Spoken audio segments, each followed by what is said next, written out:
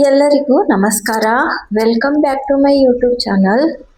ನಾವು ಹೊರನಾಡಿಗೆ ಹೋಗಿ ಹೊರನಾಡಿನಿಂದ ಕಳಶೇಶ್ವರಕ್ಕೆ ಬಂದು ಅಲ್ಲಿ ದೇವರ ದರ್ಶನ ಮಾಡಿಕೊಂಡು ಅಲ್ಲಿಂದ 1-1.5 ಕಿಲೋಮೀಟರ್ ಒಳಗಡೆ ಇರೋ ಈ ಹ್ಯಾಂಗಿಂಗ್ ಬ್ರಿಡ್ಜು ಅಥವಾ ತೂಗು ಸೇತುವೆಗೆ ಹೋಗಿದ್ವಿ. ಜನ ಯಾರು ಇರಲಿಲ್ಲ. ಸ್ವಲ್ಪ ಇಂಟೀರಿಯರು, ಸ್ವಲ್ಪ ಕಾಡು ಪ್ರದೇಶನೂ ಹೌದು. ನಾವು ಹೋದಾಗ ಆ ತೂಗು ಸೇತುವೆ ಹತ್ರ ಒಂದು 4-5 ಜನ ಕೆಲಸ ಮಾಡ್ತಾ ಇದ್ರು ಅಷ್ಟೇನೆ. ಅವ್ರು ಬಿಟ್ರೆ ಒಬ್ರು ಇರಲಿಲ್ಲ. ಭಯ ಪಟ್ಕೊಂಡೇನೆ ತೂಗು ಸೇತುವೆ ಮೇಲೆ ಹೋದ್ವಿ ನಾವು. ಮಾತ್ರ ವ್ಯೂಸ್ ತುಂಬಾನೇ ಸಖತ್ತಾಗಿತ್ತು.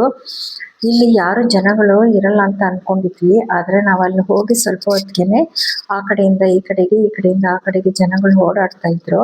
ಅಲ್ಲಿ ಮಧ್ಯದಲ್ಲಿ ಮನೆಗಳು ತುಂಬಾ ಇದಾವೆ. ನಮ್ಗೆ ಗೊತ್ತಾಗೋದಿಲ್ಲ, ಯಾಕಂದ್ರೆ ಮರಗಳು ಆ ಮನೆಗಳನ್ನೆಲ್ಲ ಮುಚ್ಕೊಂಡ್ ಬಿಟ್ಟಿದ್ದಾವೆ.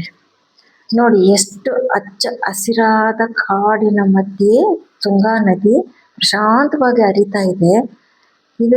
ಇದ್ರ ಮೇಲೆ ಕಟ್ಟಿರೋದೇ ತೂಗು ಸೇತುವೆ.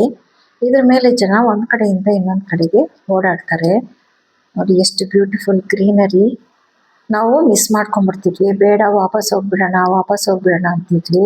ಹಚ್ಚ ಹಸಿರಾದ ದಟ್ಟ ಕಾಡು.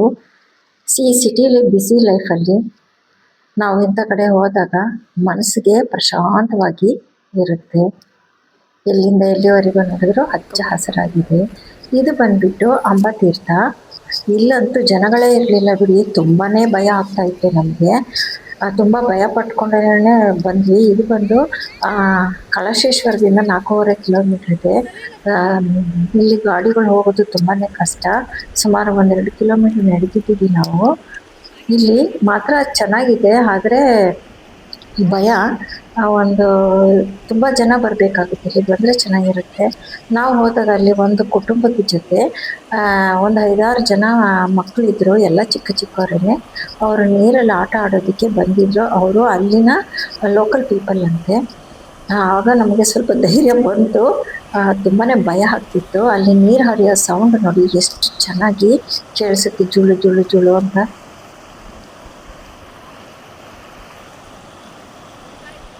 ನೀರಿನ ಶಬ್ದ ಕೇಳೋದಕ್ಕೆ ತುಂಬಾನೇ ಚೆನ್ನಾಗಿತ್ತು.